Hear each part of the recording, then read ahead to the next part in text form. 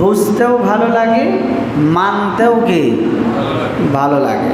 এটাই হলো মুমিন আর কাফেরদের মধ্যে কি পার্থক্য। আল্লাহ পাক বলছেন, ওয়াইযা তুলিয়াত আলাইহিম আয়াতুহু যাদাতহুম ঈমানা ওয়া আলা রাব্বিহিম ইয়াতাওয়াক্কালুন।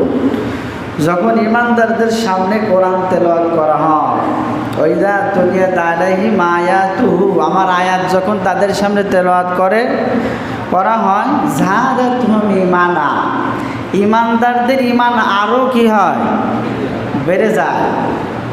যাদাতহুম ঈমানা, শুধু তাই না, ঈমান বেড়ে যাওয়ার কারণে তারা সর্ববিষয়ে তার জীবন, হায়াত, মওত, রিজিক, ভালো মন্দ সব কিছুর উপরে ভরসা করে। কার উপর?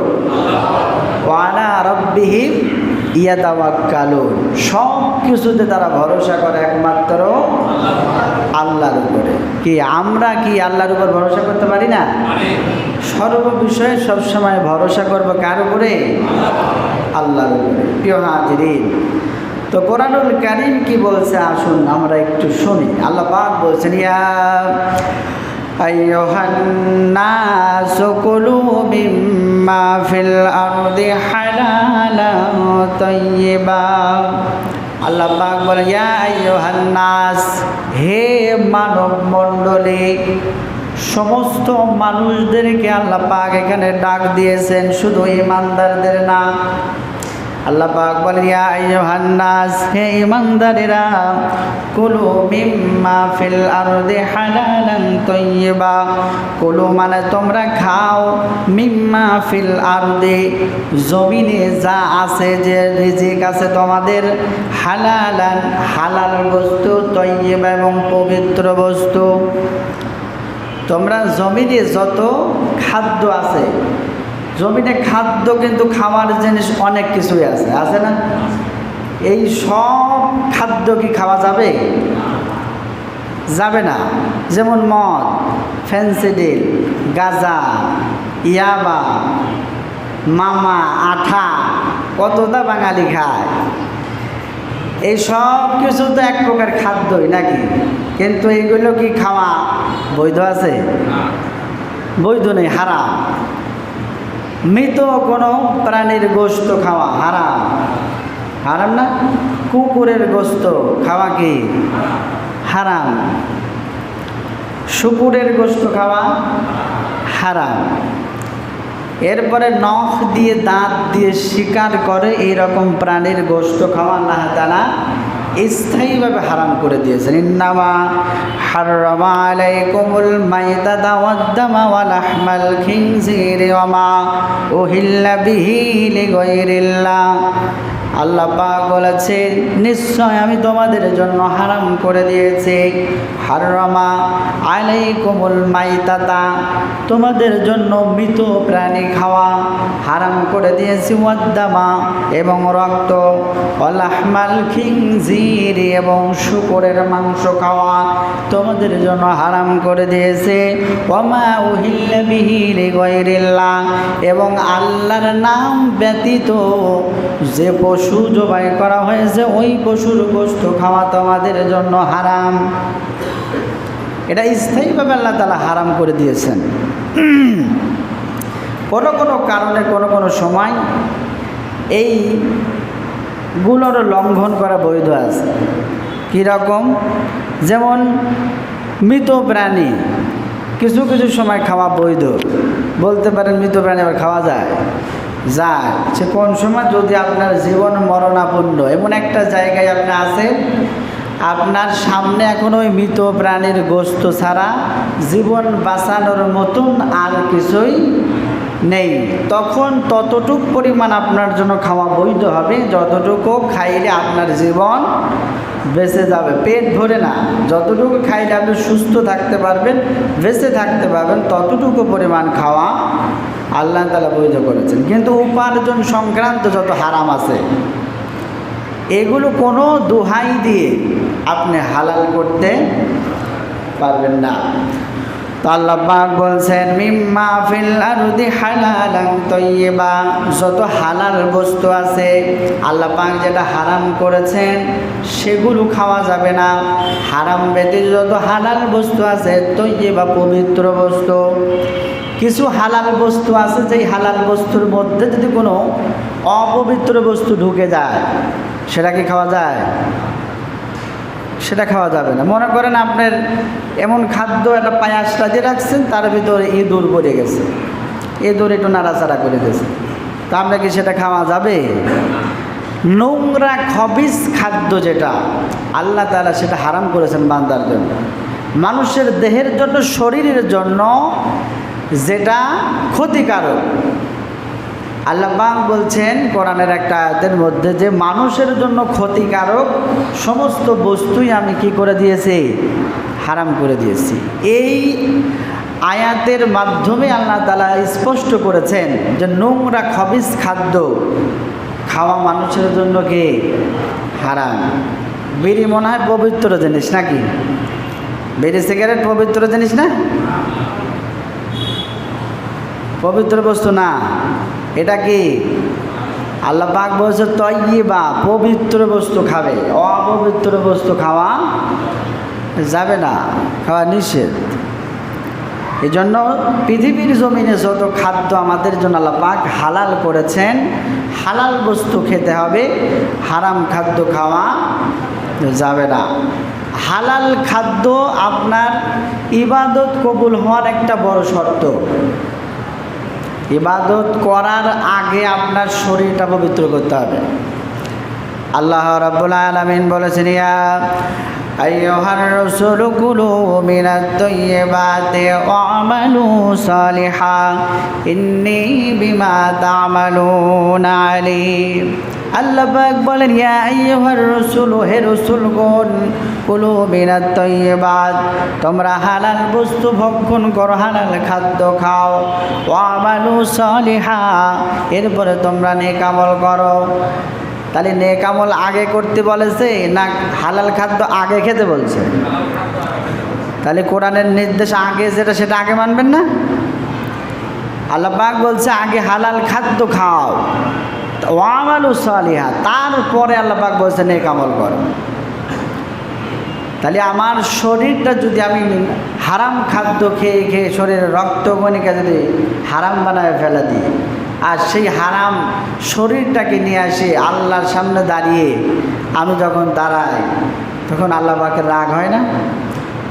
যে আল্লাহ রাব্বুল আলামিন আমার শরীর পবিত্র রাখার জন্য মায়ের গর্ভে যখন আমি ছিলাম, তখনও আল্লাহ তাআলা আমার এই জবান দিয়ে, আমার এই মুখ দিয়ে হারাম খাদ্য খাওয়াই নেই। মুখটাকে পবিত্র রাখার জন্য, যাতে আমার বান্দাই মুখ দিয়ে আর কোনো হারাম না প্রবেশ করায়, এজন্য আল্লাহ তাআলা মায়ের নাভির সঙ্গে সন্তানের নাভিকে আল্লাহ তাআলা সেট করে দিয়ে, এইভাবে আল্লাহ তাআলা খাদ্য সাপ্লাই দিয়ে মায়ের গর্ভে তাকে তিল তিল করে বড় করেছেন। সুবহানাল্লাহ বললেন না? তো সেই আল্লাহ মায়ের গর্ভে থাকা অবস্থায় আমাকে পবিত্র রাখলো, আমার জবানটাকে, মুখটাকে পবিত্র রাখলো। অথচ দুনিয়াতে আসার পরে আমি আমার মুখটাকে, আমার জবানটাকে, আমার জিহ্বাটাকে আমি কি করে ফেললাম? হারাম করে ফেললাম। তাহলে আল্লাহর সাথে এটা দুশ্মনী করলাম না আমরা? আল্লাহ পাক যেটা চাইলো আমরা সেটা দিতে পারলাম না। এরপর আল্লাহ পাক বোঝাওয়ালা তাত্তাবিউ খুতুওয়াতিশ শাইতান, তোমরা শয়তানের পদাঙ্ক অনুসরণ করো না। শয়তান তোমাদেরকে হারাম খাদ্য খাওয়া থেকে উৎসাহিত করে, শয়তান তোমাকে বিভিন্ন খারাপি কাজের দিকে উৎসাহিত করে। এজন্য আল্লাহ পাক বলছেন তোমরা কোনো অবস্থাতেই শয়তানের পদাঙ্ক অনুসরণ করো না। বলতে পারেন হুজুর শয়তানের তো আমরা দেখতেই পাই না, তোর শয়তানের আর পদাঙ্ক অনুসরণ করেন না। শয়তান মানুষের রক্তের সাথে মিশে চলতে পারে, এই পাওয়ার আল্লাহ পাক দিয়েছে তাকে, বোঝেন নাই? শয়তানকে আল্লাহ তাআলা এই পাওয়ার দিয়েছে যে পৃথিবীর এক প্রান্ত থেকে আর এক প্রান্তে যাবে এবং মুহূর্তের মধ্যে মানুষের রক্তকণির সাথে মিশেও সে চলাফেরা করতে পারবে, এরকম পাওয়ার দিয়েছে। শুধু শয়তান যে আজাজিল ফেরেশতা শয়তান হয়েছে ওই শয়তানই শয়তান, আমাদের ভিতরেও শয়তান আছে। কিছু মানুষ শয়তান আছে, মানুষরূপী শয়তান। সেটা মানুষকে শয়তান বলাটা অনেকেই খারাপ মনে করতে পারে, কিন্তু মানুষের মধ্যের একটা বস্তু আছে শয়তান, যেটাকে নফসে আম্মারা বলে। নফস, ওই নফস সবসময় কিসের দিকে টানে? খারাপ কাজের দিকে আমাকে আপনাকে ডাকতে থাকে। এবং শয়তান আমাকে সব সময় ধোঁকা দেয়, সব সময়। শয়তান হলো আল্লাহ পাক বলছে আদুবু মুবিন, প্রকাশ্য শত্রু। সে আমাদের কি? প্রকাশ্য শত্রু। শয়তানের প্ররোচনায় পড়ে কিছু মানুষ শয়তান হয়ে যায়, আর সেই শয়তান আবার এই মানুষের মধ্যে কাজ চালায় যায়, বুঝলেন নাই? তারা আবার ওর দলে ভেড়ানোর জন্য কি সবসময় চেষ্টা করতে থাকে শয়তানের দলে আনার জন্য। আবার জিনদের মধ্যেও শয়তান আছে, জিন শয়তান। এই জন্য আমরা মাঝে মাঝে দোয়া করে, দেখেন না, যে হে আল্লাহ আমাদেরকে মানুষ শয়তান, জিন শয়তান, নফস শয়তানের অস্ত্রসা থেকে আমাদেরকে হেফাজত করো। আল্লাহর কাছে মাঝে মাঝে প্রার্থনা করি না আমরা? আল্লাহ রসুল এইভাবে দোয়া করেছে। তো কিছু মানুষ শয়তান, কিছু জিন শয়তান, কিছু নফস শয়তান আমাদের মধ্যে সবসময় কি শয়তানের কাজের দিকে উৎসাহিত করে। আপনাকে অনেক যুক্তি দেখাতে পারে, অনেক যুক্তির মাধ্যমে আপনার ভিতরে মগজ ধুলাই করে দেখা যাচ্ছে যে কিছু হারাম বস্তু আপনার যুক্তি দিয়ে আপনি হালাল বানায় নিয়ে দেখা যাচ্ছে খাচ্ছেন, পান করতেছেন। আপনি মনে করতেছেন যে এটা খাইলে তেমন একটা ক্ষতি হয় না, কিন্তু আল্লাহ পাক বলছেন যে তোমরা কখনো শয়তানের পদাঙ্ক অনুসরণ করো না। ইন্নাহু লাকুম আদুব্বুম মুবিন, নিশ্চয় শয়তান তোমাদের কি প্রকাশ্য শত্রু। শয়তান কি কাজ করে? আল্লাহ পাক বলছেন পরবর্তী আয়াতে, ইন্নামা ইয়া'মুরুকুম বিস-সুই ওয়াল ফাহশাই ওয়া আন তাকুলু আলাল্লাহি মা লা তা'লামুন। আল্লাহ পাক বলেন ইন্নামা, নিশ্চয় সে, ইয়া'মুরুকুম তোমাদেরকে আদেশ করে, বিস-সুই মন্দ কাজের, খারাপ কাজের, ওয়াল ফাহশাই এবং অশ্লীল কাজের সে তোমাদেরকে আদেশ দিয়ে থাকে। শুধু তাই নয়, আন তাকুলু এবং তোমাদেরকে দিয়ে এমন কিছু বলাই, আলাল্লাহ আল্লাহ সম্পর্কে, মা লা তা'লামুন যে বিষয়ে তোমাদের কোনো জ্ঞান নাই, কোনো নলেজ নাই। চায়ের দোকানে বসে বসে দেখবেন এক শ্রেণীর মানুষ আছে আল্লাহকে নিয়ে বিভিন্ন ধরনের কটূক্তি করে, কোরআন হাদিস নিয়ে এমন এমন কিছু কথা বলে যে বিষয়ে তার কোনো জ্ঞান নাই। এই জন্য আল্লাহ পাক বলছেন শয়তান তোমাদেরকে এমন কিছু প্ররোচনা দেয় যে তোমরা আল্লাহ সম্পর্কে এমন কিছু বলো, মা লা তা'লামুন যে বিষয়ে তোমাদের কোনো জ্ঞান নাই, কোরআন হাদিসের কোনো জ্ঞান নাই, আল্লাহ সম্পর্কে যার কোনো জ্ঞান নাই সে বসে বসে ফতোয়া দেয়। এখন আলেমদের ফতোয়ার চেয়ে বেশি ফতোয়া হয় চার দোকানে, রাস্তাঘাটে, বিভিন্ন জায়গায়। ফতোয়া দেওয়ার অধিকার ছিল কাদের? যারা কোরআন হাদিস নিয়ে পড়ালেখা করে, গবেষণা করে, চিন্তা করে, যারা ডিগ্রি অর্জন করে, তারা নাই ফতোয়া দেবে। তোমাকে কে অধিকার দিয়েছে তুমি এটা ঠিক না, ওটা ঠিক না, হ্যাঁ মসজিদে নামাজ হবে না, যে ইমাম টাকা নিয়ে ইমামতি করলে সেই ইমামের পিছনে নামাজ হবে না, এই ফতোয়া দেবে কে? আলেমরা না সাধারণ মানুষ? কি বলেন? ফতোয়া দেওয়ার অধিকার কাদের? আলেমরা কি তোমার থেকে কম জানে না কম জ্ঞানী? কোরআন হাদিস কম পড়েছে? তুমি কোরআন হাদিসের ল জানো না? তোমাকে যদি বলতে বলা হয় যে সূরা ফাতিহাটা সহি শুদ্ধ করে বলো, তো একটা আয়াতে তো পাছায় লাথি মারলে বলতে পারবে না, সহি শুদ্ধ করে বলার মতো ক্ষমতা নাই। অথচ সেই লোকে ফতোয়া দিচ্ছে, কতবার মুফতি হয়ে গেছে। এগুলা শুনলে সময়তে মাঝে মাঝে আমার কাছে এরকম অনেক রিপোর্ট আসে শুনলে কি বলবো আমরা, আসলে আমরাই এখন হতভম্ব হয়ে যাচ্ছে যে হুজুরগিরি এই সমস্ত সাধারণ মানুষেরই এখন দেওয়ার দরকার নাকি। যে লোক এই সমস্ত কথা বলে ওরা যদি কানটা ধরে নিয়ে আসি এখানে বসায় দেওয়া যায় আর দাঁড় করায় দেওয়া যায়, তোর পায়জামা থাকবে নি? পায়জামা তো নষ্ট হয়ে যাবে না। দাঁড় করা দিলে পায়জামা থাকবে? পায়জামা নষ্ট হয়ে যাবে না। কিন্তু এদিক ওদিক বড় বড় লেকচার খুবই দেওয়া যায়। সাধারণ যার কোরআন হাদিসের জ্ঞান নাই তার সামনে তো বহু ধরনের কথা বলা যায়। ফতোয়া দিতে হয়, আসো আমার কাছে আসো, আমার সামনে এসে বলো। তা বলবা না, এদিক ওদিক বলবা কেন? আমার সামনে এসে বলো। ইউহাদিরিন, তো আল্লাহ পাক বলেন যে শয়তান তোমাদেরকে মন্দ কাজের আদেশ করে এবং অশ্লীল খারাপ কাজের তোমাদেরকে কী করে? আদেশ করে। এবং আল্লাহ সম্পর্কে এমন কিছু কথা বলতে তোমাদেরকে আদেশ দেয় যে বিষয়ে তোমাদের কোনো কি নাই, জ্ঞান নাই। এটা আল্লাহ পাকই বলতেছে। তো শয়তান এই আদেশগুলো কে দিচ্ছে? শয়তান ওর মাথার মধ্যে ঢুকাচ্ছে যে বিষয়ে আসলে তার কোনো জ্ঞানই নেই। পরবর্তী আয়াতে আল্লাহ পাক বলেন, ওয়াইদা কিলা লাহুমুত্তাবিউ মা আনজালাল্লাহু ক্বালু বাল নাত্তাবিউ মা আলফাইনা আলাইহি আবানা আওয়ালাউ কানা আবাউহুম লা ইয়াকিলুন। আল্লাহ রাব্বুল আলামিন বলছেন, ওয়াইদা কিলা লাহুমুত্তাবিউ, ওই শয়তানের যারা পদাঙ্ক অনুসরণ করে, যারা উল্টাপাল্টা কথা বলে, যারা শয়তানের পদাঙ্ক অনুসরণ করে যারা চলে, তখন তাদেরকে যখন বলা হয় ওয়াইদা কিলা লাহুমুত্তাবিউ, যখন তাদেরকে বলা হয় ইত্তাবিউ, তোমরা অনুসরণ করো মা আনজালাল্লাহ, আল্লাহ পাক যা আদেশ করেছেন, যা নাজিল করেছেন সেইটার তোমরা অনুসরণ করো। কিসের অনুসরণ করো?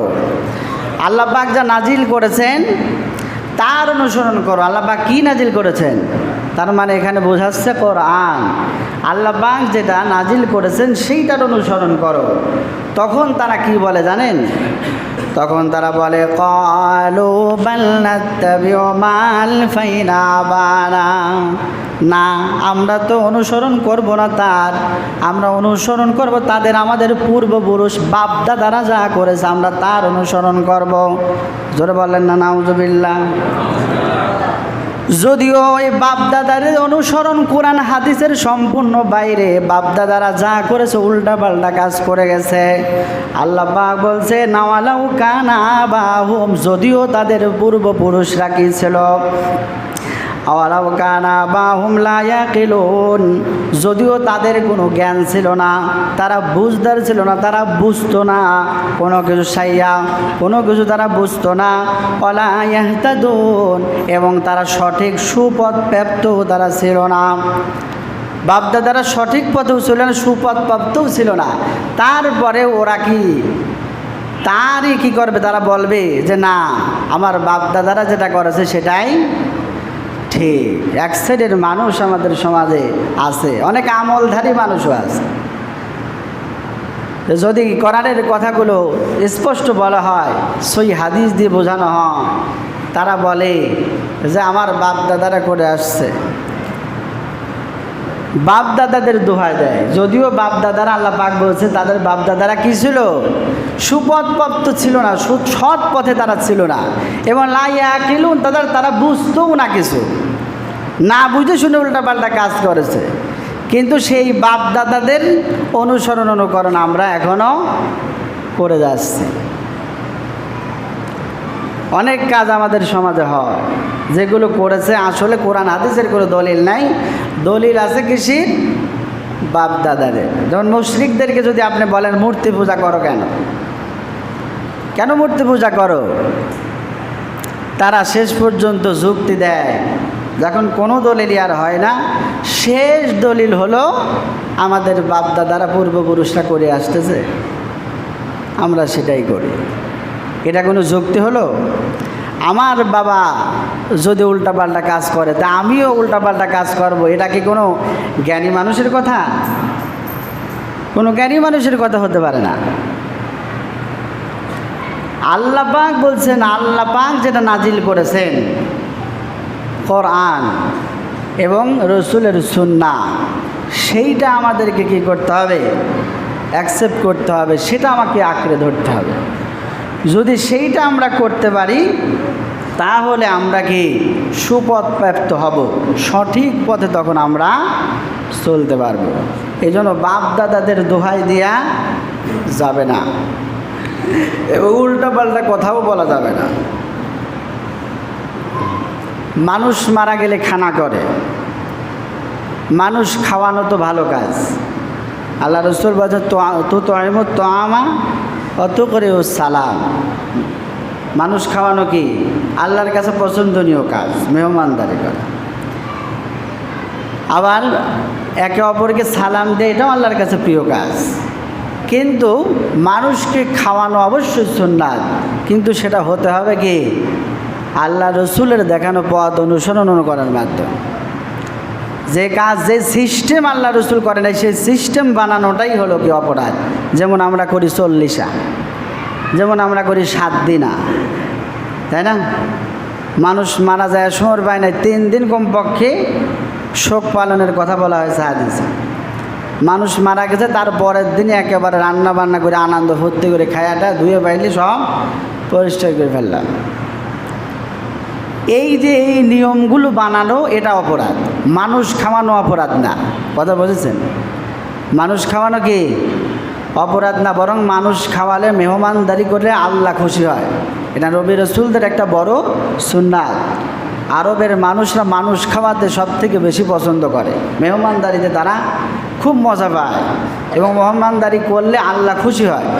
যেই ঘরে মেহমান থাকে মনে করেন সেই ঘরে আল্লাহর রহমত আসে। এখন কথা হলো, যেমন সাপোজ আপনার উদাহরণ দিই, খাওয়া। আমি যদি সুন্নাত মোতাবেক নিয়ম হলো চেয়ার টেবিলে না খাওয়া, নিচেই বসে দস্তরখানা বিছিয়ে ডান হাত দিয়ে ছোট ছোট লোকমা নিয়ে খাওয়া, বিসমিল্লাহ বলে শুরু করা, এগুলো সুন্নাত। কিন্তু এগুলোর কোনো নিয়ম পালন না করে যদি আমি খাই, আমার খাওয়া কিন্তু হয়ে যাবে, হারাম হবে না। কিন্তু এই সুন্নাতগুলো যদি পালন করে আমি খাই তাহলে কি হবে? সওয়াব হবে, খাওয়াও হবে, সওয়াবও হবে। কিন্তু ওইভাবে নিয়ম পালন সুন্নাত না মেনে খাইলে আপনার খাওয়া হবে কিন্তু সওয়াব হবে না। আমার কথা বোঝেন নাই কথা? সুন্নাতের মধ্যে যখন আপনি থাকবেন তখন সওয়াব হবে। সুন্নাত বাদ দিয়ে যখন আপনি আপনার মন গড়া নিয়মে করবেন তখন ওটার মধ্যে আপনার কি থাকবে না? সওয়াব